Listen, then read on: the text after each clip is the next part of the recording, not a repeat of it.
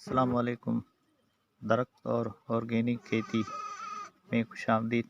इम्तियाज़ हुसैन पंजोता।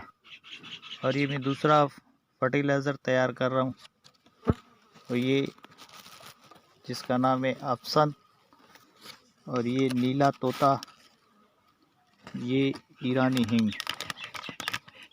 ये 3 चीज़ों से मैं फर्टिलाइज़र बना रहा हूँ। ये जो अफसन है, इसका नाम किसी दोस्त ने मुझे लिख कर दिया है, मेरे ख्याल अफसन लिखा है, और एक ईरानी हिंग और एक नीला तोता।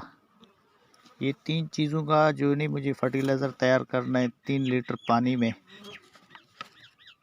10-10 ग्राम डाल के और उबाल के उसको जो नहीं 2 लीटर पानी छोड़ना है।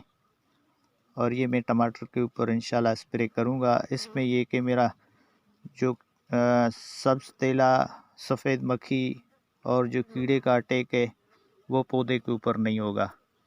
तो ये चीज़ें आप जो नहीं पंसारी से आप अगर कुछ लेंगे तो ये अवेलेबल है। पंसारी जो हकीम लोग होते हैं उनके पास ये मिल जाता है।